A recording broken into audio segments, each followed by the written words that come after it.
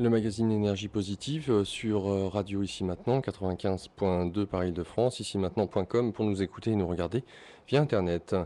Ivan Malchev avec nous donc ce soir pour ce livre aux éditions Yves Michel, Les nouveaux collectifs citoyens, pratiques et perspectives. Et je pense que ce livre, en tout cas moi personnellement, m'a apporté bon nombre de réponses, voilà, des éléments essentiels par lesquels passer si on veut créer un projet à plusieurs et que ce dernier puisse marcher, que cela soit au sein de notre immeuble, au sein d'une association, d'un collectif citoyen ou au sein d'une commune, bref, dans n'importe quel endroit, dès le moment où cela réunit des forces humaines, eh bien il s'agit de pouvoir marcher de concert. Ivan, j'aimerais, à l'instar de l'intervention de Didier tout à l'heure, prendre un peu de recul, puisqu'on est parti effectivement d'une vue relativement d'ensemble au tout début de cette émission, pour rentrer dans une focale spécifique pour voir comment les groupes fonctionnent et les différents problèmes ou écueils qu'ils pouvaient rencontrer. Maintenant, reprenons un peu ce recul et suite à une conversation qu'on a pu commencer à aborder avant cette émission, dans quelle mesure toutes ces différents groupes, quels qu'ils soient, mais en tout cas qui souhaitent œuvrer pour reprendre leurs responsabilités, reprendre leur vie en main et leur destin d'une certaine manière, arrêter de croire dans le Messie ou dans celui qui viendra effectivement prendre, soutenir un groupe en ayant un programme éventuellement politique, la question se pose, est-ce que cela sert encore à quelque chose de voter? Ça serait la première question. Dans quelle mesure est-ce que, au sein d'un groupe, on peut être libre de pouvoir bouger, sachant qu'on nous sommes assujettis à eh bien, des lois au sein de la France, d'une part, et puis, puisque la France est elle-même assujettie à ce que décide Bruxelles, euh, voilà, on pourrait peut-être penser que finalement nous ne sommes pas autant libres de manœuvre que l'on souhaite. Alors, dans quelle mesure ce que vous nous expliquez au sein de votre livre peut s'appliquer? Alors, bon, ce qui est dans le livre, c'est une contribution, je vais dire pratique, à ce que certains ont appelé l'émergence d'une société, société civile qui devient société civique. C'est-à-dire, il y a un auteur qui s'appelle Nicanor Perlas qui a parlé du troisième pouvoir, le premier étant l'économique, le deuxième le politique, et le troisième, effectivement, la société civile, qui peu à peu devient civique, au sens où elle intervient dans la construction de la dimension politique. Euh, c'est vrai qu'aujourd'hui, par rapport à la question du vote, on observe, et tous les observateurs disent, bah, effectivement, on commence à constater une certaine désaffection, et pas qu'en France, du vote. Certains quartiers où effectivement on a des taux d'abstention, de non-participation absolument records. Et il est évident qu'aujourd'hui, la première préoccupation des politiques, et pas seulement des politiques locaux, parce qu'on peut penser qu'à leur niveau, il y a beaucoup d'actions qui sont entreprises pour essayer de comprendre et de travailler et de recréer de l'espérance, mais surtout au niveau national, devrait être la première préoccupation de finalement pourquoi les gens aujourd'hui ne croient plus dans la possibilité du politique de changer quelque chose et de redonner de l'espérance. Et il ne suffira pas de grands messages par le haut, il ne suffira pas d'hommes providentiels à fort tempérament, charismatiques ou autres, pour que tout d'un coup les citoyens croient effectivement que quelque chose est possible à ce niveau. Donc je crois qu'il y a déjà un premier travail collectif et national qui chercherait plutôt que dire allez voter parce qu'il faut voter, et je dis qu'il faut voter, n'oublions pas quand même tous ceux qui sont morts pour qu'on ait le droit de vote. Je crois que malgré le fait que les choses ont changé, il ne faut quand même pas oublier non plus cet acquis fondamental. Beaucoup de pays rêveraient de pouvoir aller voter, donc il ne faut pas qu'on oublie ça non plus. On a cette responsabilité-là et ce devoir d'exemplarité à ce niveau-là. En revanche, inciter le politique à dire mais intéressez-vous effectivement au fait de savoir pourquoi nous ne voulons plus voter, et si vous ne le faites pas, effectivement on va trouver des formes de vous le faire comprendre. Plutôt que de dire faut pas aller voter, ce serait plutôt ce débat-là qui devrait s'installer partout. Ça c'est la première chose. Donc moi je dirais pas qu'il faut pas aller voter, je dirais qu'il faut que la société civile croissent en force, se battent pour qu'effectivement il y ait de plus en plus de démocratie locale qui s'installe partout où c'est possible. Il y a des expérimentations en cours, il y a des élus locaux qui sont prêts à jouer le jeu. Il faut absolument qu'il y ait des possibilités, et là je ne suis pas un expert de ce qui est dans la Constitution, etc., mais où il faut qu'on introduise au maximum des possibilités d'initiative locale et de décision locale, en articulation avec la démocratie représentative. Et donc ça serait plutôt pour que le vote soit le plus large possible, le plus local possible et le plus coordonné possible avec le national. Maintenant, il n'en demeure pas moins que si effectivement les politiques ne s'intéressent pas plus au sujet, on assistera à une désaffection, et pas seulement, c'est ce que je vois tout simplement autour de moi comme simple citoyen, pas seulement dans les quartiers dits difficiles ou autres, mais aussi dans les classes moyennes, y compris même, j'entends ça autour de moi, dans des classes plus aisées où des gens ne croient absolument plus à la possibilité du politique de transformer les choses. Donc là, il suffit plus de penser homme providentiel, il faut penser changement radical dans les programmes certainement, mais aussi dans les façons d'être ensemble en tant que parti politique, en tant que personnel politique, et dans leur relation aux citoyens. Il me semble que cette posture qu'on voit souvent d'arrogance, d'expertise, de je sais tout, etc., les citoyens en ont assez aussi. Ils attendent de l'humilité, ils attendent de l'exemplarité, ils attendent de l'écoute, ils attendent qu'on les considère. Or ça, effectivement, dans le personnel et dans le système de sélection que nous avons de ce qu'on appelle entre guillemets nos élites, c'est à peu près tout le contraire qui est promu. C'est effectivement la logique de compétition, la logique ultra-médiatique, et effectivement la logique de j'ai raison, tu as tort, et je vais vous expliquer comment ça marche, croyez en moi et vous verrez, demain on rase gratis. Je caricature un peu, mais pas tant que ça. Pas tant que ça, si j'entends ce que j'entends autour de moi. Donc voilà, c'est là-dessus qu'il y a une vraie question, et je pense qu'il serait quand même dangereux, quelque part, d'appeler à ne pas voter, compte tenu de ce que ça représente quand même comme acquis démocratique.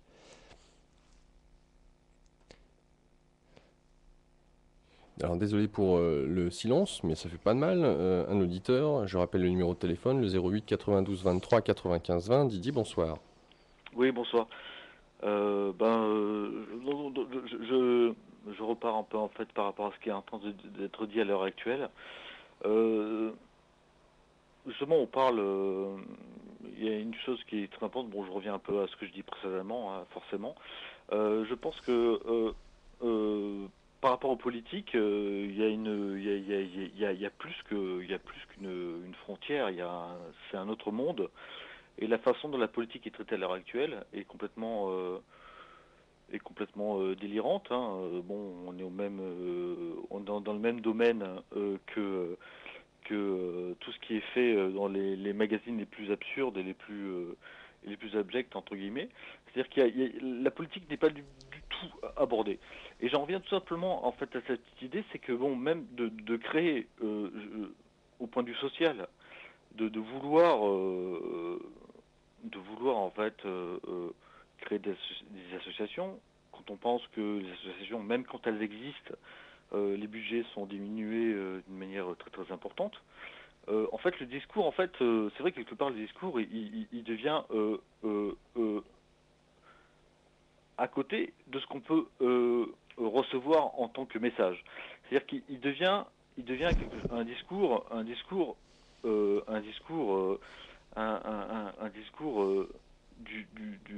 la traverse en fait. C'est-à-dire que Obsolète. obsolète. Non, c'est pas qu'il est obsolète, non, il est vivant, il est complètement là, mais en fait on l'entend pas, tout simplement, parce que on est matraqué, on est opprimé, on peut le dire. Je pense que le terme n'est pas faux. Et le politique, en fait, quand on veut l'interpeller par rapport à une sensibilité, hein, en fait, l'image que le politique va en prendre, c'est une image qui va être complètement déformée et qui va avoir pas un prisme qui va intéresser en fait la personne qui va interpeller le politique. Il va le prendre dans un prisme qui lui est propre, et ce prisme-là est un prisme, justement, qu'on parlait du leadership, etc., etc., etc., parce qu'en même temps on se confronte à ce genre de leadership qui est la politique et qui est donc le président, qui est le Sénat, qui est etc., etc., etc., enfin tout un système. Et, et, et, euh, et quand le système ne rend plus valide en fait une association parce que il dit bon c'est pas assez intéressant donc il y aura pas de moyens pour ça, il y aura pas de moyens pour ça. Bon, il y a des associations qui n'ont qui n'ont aucune idée de ce qu'elles font, elles ont plein de moyens. Bon, pour dire que non, aucune idée, c'est gentil dans le terme, c'est-à-dire que elles sont plutôt dans le sens politique, elles sont dans un donc en résumé, quelque part, on va tous se retrouver dans la rue, quelque part à un moment donné, pour pouvoir exprimer notre ressentiment. Parce que et ce qui est bizarre, c'est que par exemple, au point de vue du vote, moi je travaille dans un quartier qui est plus ou moins sensible, entre guillemets, qui c'est par exemple la Courneuve. Je travaille justement avec beaucoup de diversité autour de moi, et les gens. Moi, j'ai on va dire une quarantaine d'années. Les gens qui sont autour de moi, qui ont une vingtaine d'années, l'idée de voter ne leur vient même pas à l'idée. Même pas à l'idée, pendant 2 secondes. Et tout le tissu associatif qui a été créé dans ces zones-là, qui sont difficiles, ont été complètement coupés en même temps les budgets. Et donc, on est dans un espèce de paradoxe, enfin, je sais pas si on peut appeler ça un paradoxe, dans une espèce d'enfer continu, où à la limite il n'y a plus que quelque part des zones de non-droit comme on aime l'exprimer, mais qui ne sont, c'est même pas ça. C'est une vision, en fait, c'est une vision d'optique, on va dire d'optique réelle. Hein, c'est d'optique d'une caméra qui dit donc c'est qu'une vision d'optique, c'est-à-dire que c'est même pas réel, c'est-à-dire que les gens qui parlent de ça n'ont même pas le culot de venir voir ce qui se passe. Et, et, et, et, et donc on parle de fraction, de dissension, justement, on a un problème on a besoin d'une chose qui se régénère, qui pousse, mais quand vous parlez du bio à ces gens-là qui sont là-bas, eux ils font ils vont à McDo, ils vont dans un, enfin c'est assez paradoxal en fait, tout ça, c'est assez paradoxal, enfin voilà. C'est assez paradoxal. Donc le signe politique qui nous est possible par rapport entre bon une pseudo-droite, une pseudo-gauche, et même les extrêmes, moi des fois ils font un peu rire parce que ça les alimente, ça les conforte, ils sont dans leur position.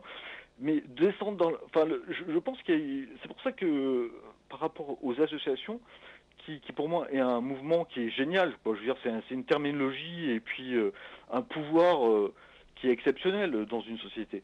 Et tout est fait pas depuis aujourd'hui, depuis, on va dire, quelque temps, pour que ça n'existe pas.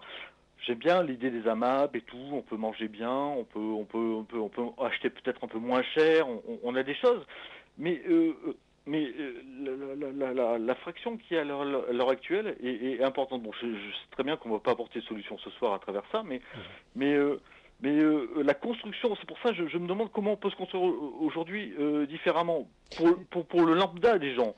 Pour les gens qui, bon, peut-être c'est pas les lambda qui écoutent cette radio ce soir à cette heure-ci, mais le message la vibration qui pourrait donner quelque chose Pardon, excusez-moi. Oui, moi j'ai une question par rapport à votre expérience et votre vécu. Est-ce que dans ce que vous connaissez et dans ce que vous voyez autour de vous, il y a des personnes qui sont porteuses d'espérance de quelque chose, d'une volonté de vouloir, d'une façon ou d'une autre, modifier les choses.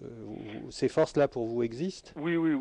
Ces forces-là existent. C'est pas qu'elles sont étrangères autour de moi, mais je pense qu'il y a une forte il y a une forte appréhension par rapport à ça. C'est-à-dire que il y a un langage qui existe à travers ça, qui est de mouvement, etc. Mais en fait, je pense que à travers l'écoute du pouvoir à l'heure actuelle, à travers cette demande, il y a quand même une marge qui est très très différente. C'est-à-dire qu'il y a des gens qui prennent conscience d'eux-mêmes et qui font des actions. Moi, j'essaie de faire au mieux que je peux. C'est-à-dire que c'est vrai, j'achète bio, j'essaie de faire, même si ça me coûte à mon petit salaire, j'essaie de faire au mieux, autant l'éducation, c'est-à-dire que j'ai jeté la télé il y a quelques années. Enfin, j'essaie d'ouvrir différemment, de faire des choses et même de montrer des choses d'une manière différente. C'est-à-dire que bon, je travaille aussi dans l'audiovisuel et j'essaie de montrer les choses un peu différemment quand c'est possible et quand ça m'est permis. mais je trouve que le côté permissif de l'expression est très endommagé.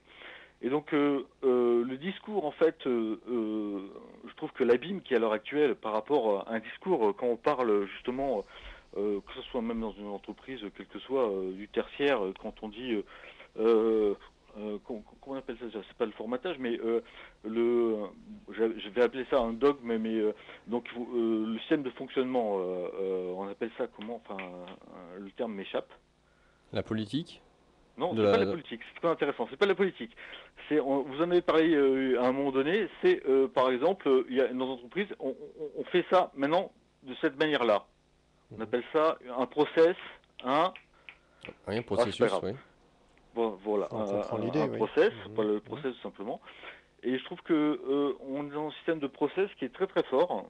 Et le lien, bon, il y a un réseau social qui existe à l'heure actuelle qui des fois fait ses preuves. Mais l'accès même au réseau social par rapport aux gens qui souffrent de cette fracture est pas forcément accessible aussi de manière évidente, ce qui est paradoxal en même temps. Parce que bon, il y a plein de gens qui utilisent le réseau social tout simplement pour dire ça va bien, je vais faire ci, je vais faire ça. Mais il y a un prémisse qui est assez encourageant peut-être à travers ça.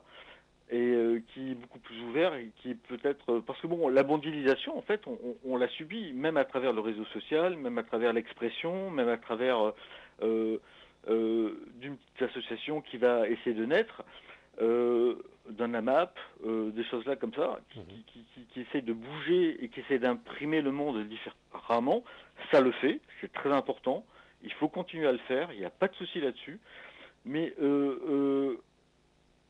ce qui va nous arriver, en fait directement, dans pas longtemps, enfin, ce qui est pressenti, en fait, globalement, ce que les gens pressentent et n'osent pas dire, peut-être, c'est quelque chose qui est un peu difficile. C'est quelque chose qui va peut-être, je sais pas de quelle manière ça va déborder le débat, en fait, au final, dans la société. Parce que bon, quand on voit moi j'ai un exemple d'une amie qui travaille dans une association dans le 19e arrondissement. Ils avaient un certain nombre, ils avaient un budget qui était limite, et maintenant ils ont plus de budget. Enfin, ils ont un budget qui est divisé par deux. Ils doivent faire la même chose. Comment font-ils? Ils sont avec des gens qui sont demandeurs, mais très très forts, qui n'ont même pas la notion, des fois, de ce qui leur est donné et présenté. Donc il y a une confrontation même avec eux au niveau social. Pourtant à la base c'est très sympathique, mais c'est très fort. Ils doivent assumer plein de choses, ils prennent plein de choses sur eux-mêmes, ils y vont à fond. Et au final on leur dit on vous prend ce budget-là, l'année prochaine vous allez avoir encore moins et encore moins. C'est pour ça qu'en fait je me demande si ce débat qui va être très beau, je pense un jour va se retrouver tout simplement dans la rue d'une manière un peu peut-être brute. C'est ce que j'espère au niveau social, ce serait la meilleure chose. Mais j'ai pas l'impression que c'est ça qui va se dessiner. J'ai l'impression que les gens se retranchent dans leur pauvreté. Ils se retranchent dans des choses qui justement, à un moment donné, cette personne qui a appelé, qui était peut-être handicapée, qui se demande où parler, comment.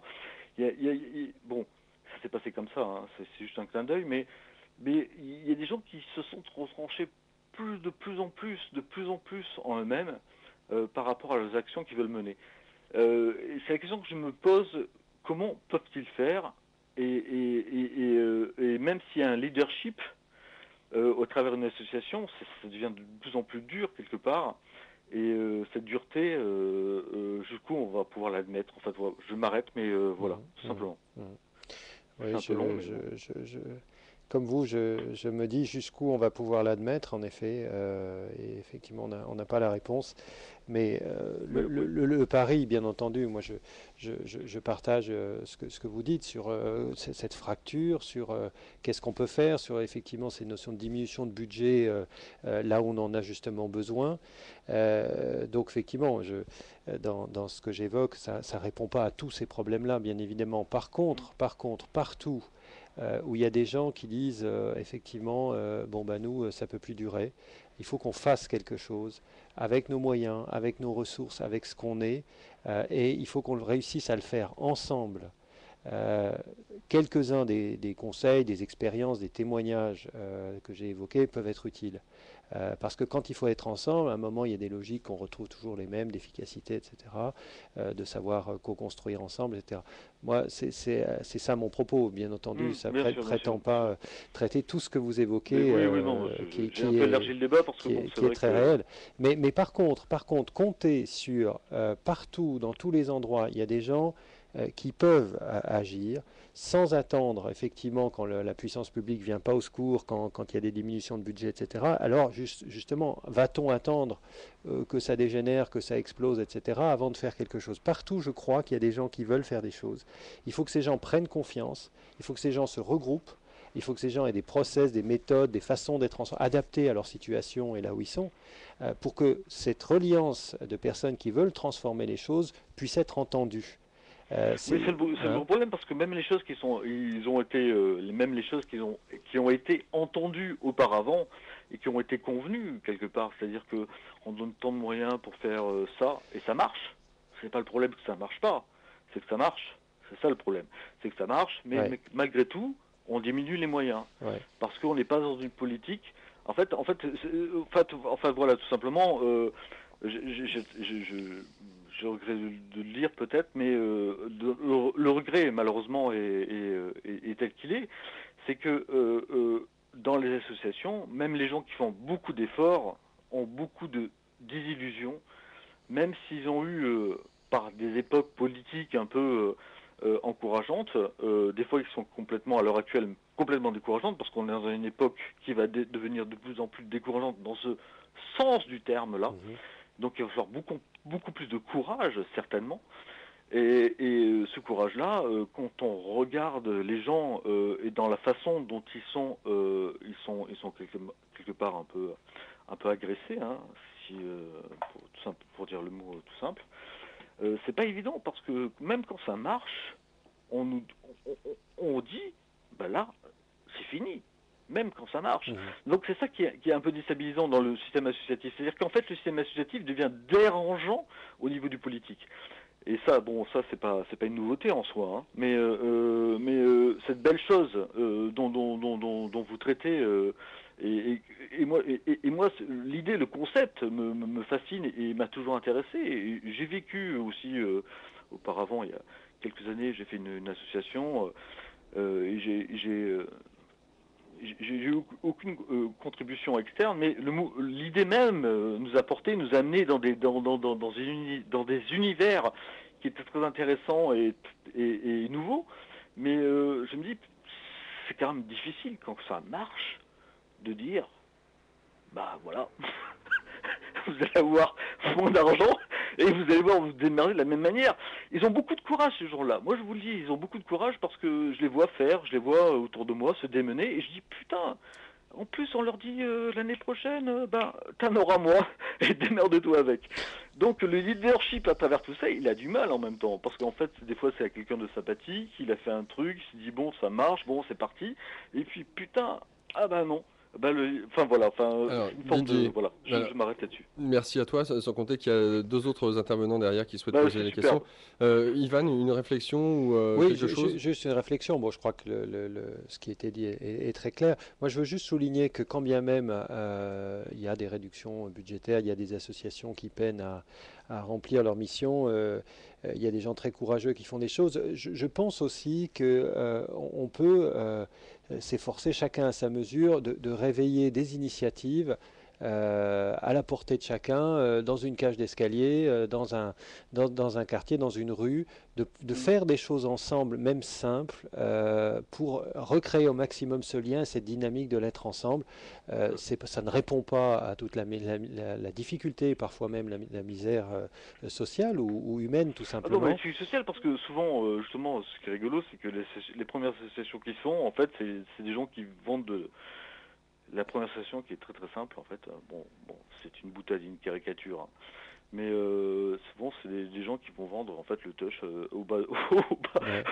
au au bas de leur immeuble, et puis entre autres, et à côté, il y a une asseuse qui essaye de faire le maximum pour que tout ça soit brisé, mais bon, en fait, celle qui reste, c'est celle-ci. Et Ouais. donc c'est là où, bon, je reviens toujours un peu au côté élastique de la problématique, mais bon, je m'arrête sur le débat là-dessus, bon, parce qu'il est très vaste, et puis on n'en finira jamais. Mais Merci c'est à juste toi, un petit clin Didier. d'œil. Au revoir. Merci, Merci. bonsoir. Merci, au revoir. Et nous accueillons Alain. Bonsoir, Alain. Oui, bonsoir. Alors, j'avais une petite question à vous poser parce que ça fait un court temps, mais un petit moment que je n'avais pas écouté Radio Ici et Maintenant. Et je voulais savoir si vous étiez sur votre première émission. Allô ? Oui, Alain, la question se pose à qui? Bah, à vous. À l'animateur? Oui, à l'animateur. Non, ce n'est pas la première. D'accord, on est sur la combien? Depuis janvier, Ah d'accord, ok. tous les vendredis soirs. D'accord. Ben, écoutez, moi j'intervenais pour vous dire que je trouve d'abord le sujet très passionnant et je voulais quand même juste le relier en tant qu'auditeur de Radio Ici et Maintenant. Alors je me permets de faire cette reliance parce que je trouve que il y a quand même un intérêt d'écouter les différents animateurs et les différentes émissions. Et je trouve qu'on est aussi dans la ligne de l'émission précédente de Caroline Guidetti, donc ressources. Et je trouve que c'est une question aussi que je vous pose, c'est je trouve que l'émission est quand même un peu dans à peu près dans le même esprit. Ah, tout à fait, mais je confirme, hein. Oui. Ah oui, tout à fait. L'esprit est le même. Le nom a changé, mais l'esprit est exactement le même. Oui. Alors je voulais quand même ce soir vous rendre hommage aussi à vous, mais rendre hommage aussi à Caroline Guidetti qui nous manque. Enfin, moi je parle en mon nom, mais j'imagine que c'est peut-être aussi le cas d'autres personnes, et j'aurais imaginé qu'elle puisse co-animer cette nouvelle émission avec vous. Et personnellement, je regrette et j'étais un tout petit peu désemparé de la savoir partie comme ça un peu brutalement. Je comprends, Alain. Oui, alors voilà, bon, je tenais à le dire parce que peut-être en avez-vous parlé vous-même au tout démarrage de l'émission, et peut-être n'ai-je pas entendu ce que Alors, vous avez dit. excuse-moi, Alain, je me permets de faire court parce que effectivement, par rapport à la thématique et par rapport à notre invité qui à 2h30 du matin est encore présent, et vu que tes questionnements sont adressés à mon égard et par rapport à la radio, je t'inviterai dans ce cas-là à pouvoir m'écrire un mail et je serai ravi de pouvoir te dire. Les changements ont été évoqués, le pourquoi a été évoqué aussi au tout début du magazine Énergie Positive. Donc pour faire simple, disons tout simplement que Caroline Guidetti n'avait pas le temps parce que bénévole, on va dire, conjuguer le domaine professionnel avec la recherche d'invités derrière. Et je comprends très bien que c'est extrêmement difficile d'avoir toutes les semaines un invité différent pour pouvoir justement être dans cet esprit de ressources positives, énergie positive. Voilà. Pour faire Alors, simple. je voulais juste vous féliciter parce que voilà, on est dans... Allô ? Oui, oui. Oui, parce que je trouve qu'on est dans cette suite et qu'on a envie d'écouter de nouvelles personnes et même éventuellement de réentendre d'anciens invités qui ont été très nourrissants. Et c'est quand même bien l'ensemble de vos invités, y compris de celui de ce soir que j'ai écouté attentivement, qui amène aussi de l'information parce qu'on en a besoin et l'information se diffuse parfois très bien, ou parfois on n'y a pas véritablement ou moyennement accès. Et voilà, je voulais juste vous encourager à continuer cette dynamique d'information surtout. Merci à toi, Alain. Voilà. Bonne fin de nuit. Merci. Au revoir. Au revoir. Et nous accueillons Frédéric. Bonsoir, Frédéric. Oui, allô, bonsoir. Je voulais intervenir par rapport à la notion de communication. Parce que j'ai déjà téléphoné 2 fois à la radio et je me suis rendu compte que je n'avais pas du tout la pratique de la radio. Et en fait, je n'ai pas réussi à dire ce que je voulais vraiment dire, quoi. J'ai appelé 2 fois sur 2 thèmes différents et je me suis rendu compte que je n'avais réussi à dire que des banalités, je n'avais pas réussi à faire passer mon vrai message. Alors je peux essayer de te cadrer si tu le souhaites, et par rapport à notre invité et de ce que tu as pu entendre de l'émission, et puisqu'on parle de communication, est-ce que tu as une ou des questions à lui poser ou à la thématique? C'est pas une question, mais c'est plutôt Une réflexion. contribution, quoi. Disons que pour ce qui est de faciliter les relations entre les auditeurs et la société en général, moi l'idée que je voulais proposer, c'est en fait j'ai matière à faire, mettons 150 émissions de radio, quoi.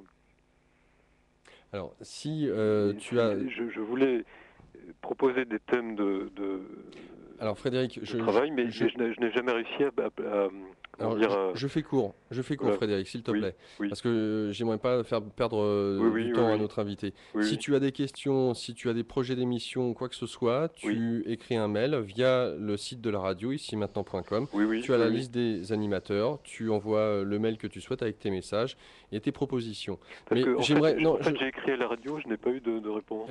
non, Frédéric, c'est Oui, vraiment pas le thématique, là, maintenant, c'est pas oui, ici et maintenant, par rapport au sujet que je vais répondre à ce genre de questions. mhm. Donc tu rappelles le secrétariat en journée, tu Ah oui, écris des d'accord, mails, oui, mais là maintenant, non.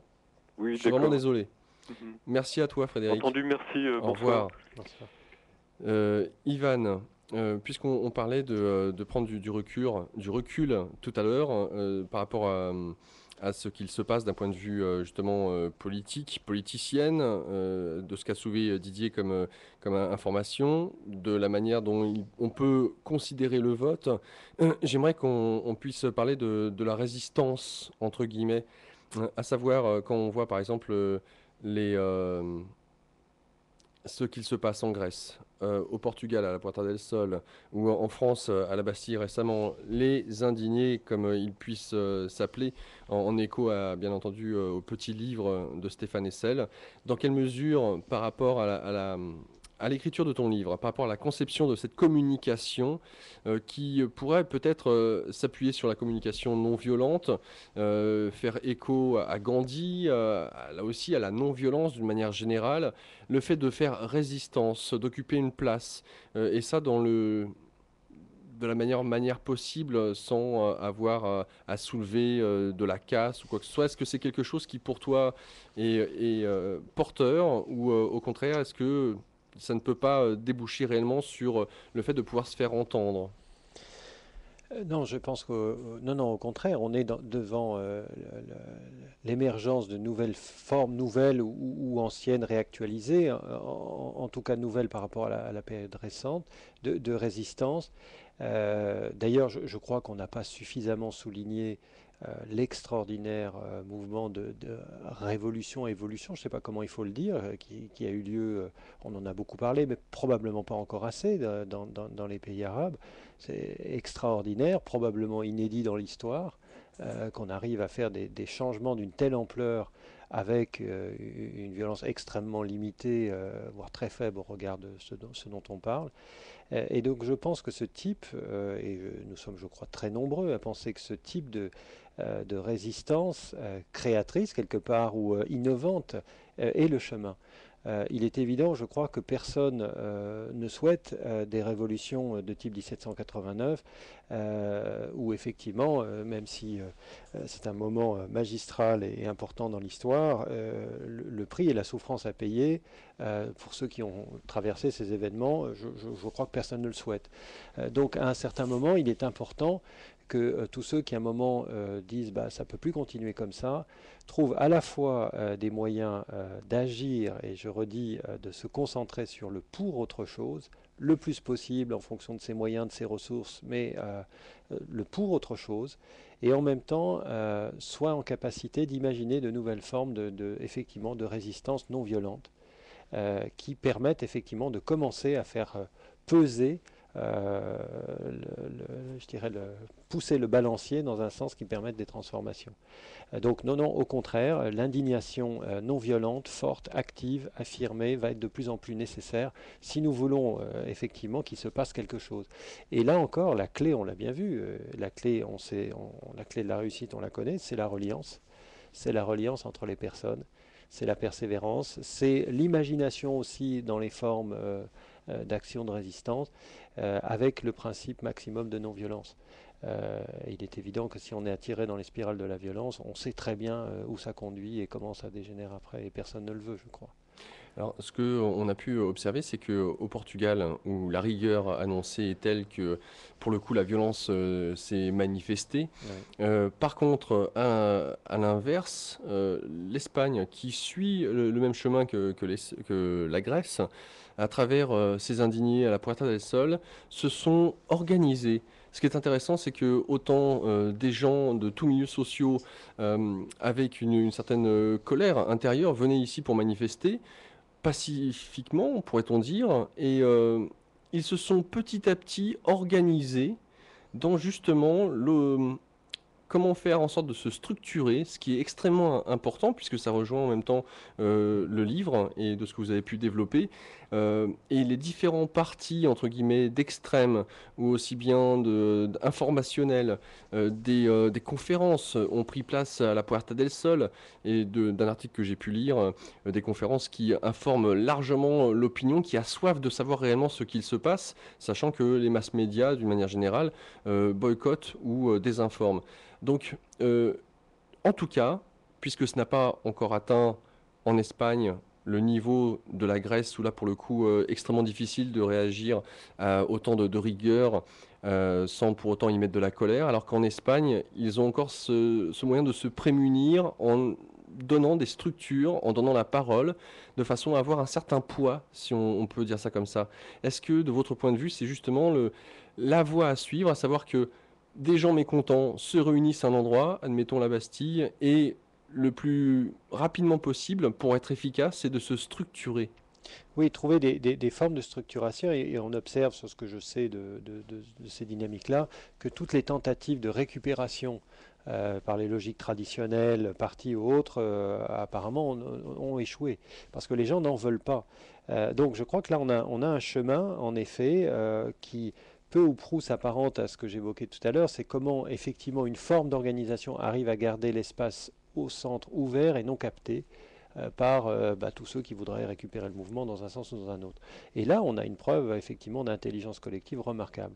Alors maintenant, effectivement, après, est-ce que ça pourra éviter la montée de la colère et l'expression de formes de violence? On ne le sait pas. Mais quoi qu'il en soit, je crois qu'il faut prendre le pari maximum que ces formes-là doivent pouvoir s'organiser avec force, vigueur et créativité pour éviter justement qu'on en arrive des citoyens dans des logiques de désespérance en arrivent à trouver que la seule forme qui reste, ce sont les formes violentes. Donc il y a presque une urgence à inventer des formes de mobilisation non violentes efficaces. Et de surcroît, donc, le plus rapidement possible, en direction de la structure. Parce que ce qu'on peut noter, c'est que dès le moment où, que ce soit par exemple à la Puerta del Sol ou à la Bastille, c'est que dès les moments où les forces de l'ordre arrivent pour nettoyer la place, pour X raisons, si le groupe qui était présent n'a pas eu l'occasion ou le temps de se structurer, une fois qu'elle est dispersée, c'est extrêmement difficile de pouvoir à nouveau avoir cette synergie. Oui, alors en même temps, je pense que la structuration, pour le coup, c'est pas la structuration aussi complexe, détaillée, fine qu'on a évoquée précédemment. Ce sont des principes d'intelligence collective où les gens, et c'est là qu'il y a un peu cette reconnaissance de personnes qui réagissent fondamentalement de la même façon, un peu créatives, culturelles, comme on l'évoquait en début d'émission, qui vont assez spontanément comprendre ce qu'il faut faire et pas faire. Il y a une forme d'intelligence collective là aussi qui est à l'œuvre, mais il faut effectivement qu'il y ait des systèmes de ralliement très efficaces. C'est sûr que la technologie aide beaucoup, ça, on le voit maintenant à chaque fois, et une espèce d'intelligence qu'il faut préserver le centre ouvert et ne pas tomber dans les logiques de violence. Je crois qu'il y a quelques principes clés, de se réorganiser très rapidement, effectivement d'éviter la captation, d'être créatif et là au niveau des jeunes génération Internet, etc., on a cette qualité de créativité qui est très forte pour effectivement éviter de tomber dans les pièges de la violence. Oui. Alors justement, puisqu'on parle de la technologie et d'Internet, c'est le dernier point que je souhaitais aborder avec vous. À savoir, donc, c'est une passerelle formidable. À savoir, on peut très bien se trouver au fin fond du Larzac, perdu en pleine campagne, avoir l'idée de créer, encore une fois, une association, un groupe qu'il soit structuré ou pas, qu'importe. En tout cas, un des éléments qui paraît essentiel, primordial, c'est cette fenêtre qui nous permet de communiquer avec peut-être les autres groupes qui se situent à 5, 6, 10 km, que sais-je, voire d'autres, pour former les collectifs. Internet. Alors comment vous percevez justement Internet et le rôle peut-être du webmaster dans cette histoire? Alors, moi je suis d'abord euh, par rapport à peut-être certains qui nous écoutent, je suis déjà un vieux, je suis pas loin de 50 ans. Donc la technologie, moi j'ai découvert ça, je dirais, par mon activité professionnelle. Je n'ai pas spécialement été un champion de la technologie, Internet, etc. Donc je suis plutôt j'allais dire, un résistant docile qui apprend à se servir le mieux possible des outils. Donc je tiens à dire ça parce que, contrairement à beaucoup notamment de jeunes, mais pas seulement, d'aficionados, il y a des gens qui naviguent là-dedans. Donc moi, je dois représenter là-dessus, je pense, le français moyen qui sait se servir de l'outil, mais bon, guère plus. Et pour autant, chemin faisant, bon, évidemment professionnellement, mais là on parle des dynamiques associatives, je me suis rendu compte que là, on avait à la fois un outil magnifique, des démarches magnifiques, et en même temps une méprise extraordinaire.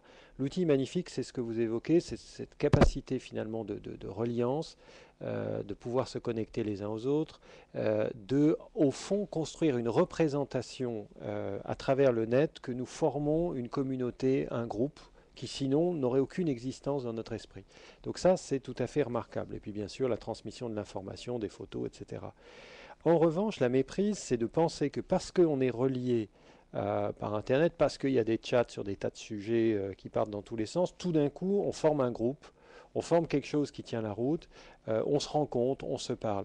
Là, pour le coup, je serais peut-être plus classique ou plus old-fashioned, je ne sais pas comment il faut dire. Je pense que la rencontre entre les personnes est tout à fait essentielle si on veut construire quelque chose de durable qui va au-delà de la transmission de l'information, au-delà de la circulation de la pensée. Là, bien sûr, l'Internet suffit. Et qu'un groupe doit en fait aujourd'hui combiner les différentes approches, à la fois le moment de la rencontre interpersonnel qui, compte tenu de nos agendas, on est tous un peu très chargés par le temps et comprimés par le temps, doit être un moment essentiel de rencontre de personne à personne où on évoque tous les sujets qu'on a évoqués en début d'émission qui sont essentiels, mais qu'en revanche, à distance, on peut beaucoup plus travailler les contenus, les propositions, la réflexion, la préparation des réunions, etc. Donc il y a une espèce d'utilisation intelligente des deux couches, si je peux dire, celle effectivement de la rencontre physique où il se passe quelque chose qu'on doit réserver à ce qui est essentiel quand on se rencontre, et puis celle de l'utilisation de la technologie où, alors pour le coup, il faut au maximum utiliser les outils. Récemment, il y a peu de temps, hein, ceux qui connaissent vont sourire, mais moi j'ai découvert l'utilisation des espaces collaboratifs, des wikis. Donc il y a quelques années, je m'y suis intéressé au début difficilement, c'était pas naturel, et puis peu à peu, je me suis rendu compte que, au fond, aidé par quelques jardiniers du numérique, et dont un que je cite dans le livre, mais je me suis rendu compte que c'était abordable, accessible, que finalement il n'y a pas besoin d'être un grand informaticien pour comprendre tout ça, que dans ces logiques-là, alors si on n'est pas sur un site, etc., on peut se passer d'un expert technologie pour faire des choses simples, transmission d'informations, fichiers partagés, espace de dialogue, c'est au fond assez accessible à tout un chacun pour peu qu'on s'y mette. Donc il y a aujourd'hui des technologies, et il y en a certainement infiniment d'autres que je ne connais pas et que je ne maîtrise pas, mais moi je parle de choses simples, abordables pour finalement tout un chacun, qui sont précieuses effectivement quand on commence à se relier. Alors je ne parle pas des Twitter, Facebook, etc. pour se coordonner, qui sont là d'une efficacité redoutable. Hein. Voilà, donc une expérience vraiment d'un débutant technologique qui, au fond, se dit non, non, on ne peut pas s'en passer aujourd'hui. Par contre, il ne faut pas se tromper de ce qu'on fait avec ça, de ce qu'on ne fait pas avec ça. Ivan, votre actualité prochaine, des colloques, des rassemblements, Partout où on voudra m'inviter, que j'ai le temps, je viendrai. Voilà. Par contre, colloques, activités, etc., je voudrais signaler, bon, récemment, j'étais aux États généraux de l'économie sociale et solidaire, qui était vraiment un événement magnifique, magnifique, qui donne beaucoup d'espérance à ceux qui rêvent ou souhaitent une autre économie, une autre façon d'être ensemble et avec des applications très concrètes et très pratiques qui dépassent, tout à l'heure on parlait beaucoup des associations, mais on est aussi dans les entreprises sociales d'insertion, etc., où il se passe beaucoup de choses.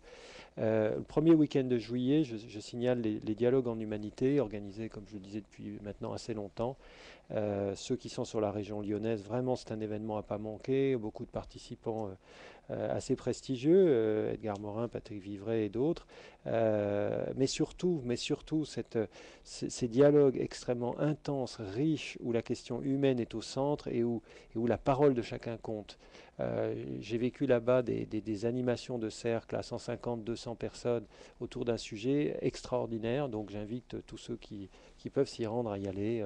C'est ouvert, c'est gratuit, et en général on a de la chance, il fait beau, c'est pendant 3 jours, c'est sous les arbres, il faut vraiment participer à ça si on peut. Et ça serait quand?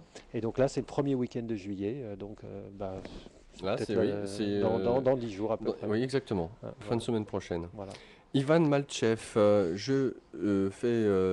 j'appelle le nom. Je vais y arriver. Maltche2F. Ivan Malchev, avec une préface de Patrick Vivray, justement. Les nouveaux collectifs citoyens, pratiques et perspectives. Je rajouterai guide pratique et perspectives aux éditions Yves Michel. Voilà, en tout cas, pour ma part, celui-là, je le garde pour moi. Un grand merci, Ivan, pour Merci nous à avoir vous. consacré presque 4 heures de votre temps.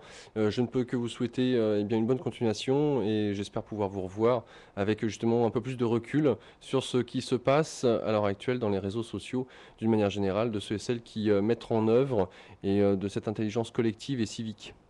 Merci à vous et merci de cette occasion qui m'a été donnée d'échanger avec vous et les auditeurs. Au revoir, Ivan. Au revoir. La suite de le programme, chers auditeurs, eh bien, une émission, une antenne libre que j'ai pu faire avec vous sur cette thématique. Pourquoi a-t-on besoin d'un leader, d'un dirigeant? Voilà ce qui fera écho certainement à l'émission de ce soir. Je vous souhaite une très bonne fin de nuit à notre écoute. Et quant à moi, je vous retrouverai vendredi prochain à partir de 23 h avec un nouveau magazine Énergie Positif. Au revoir.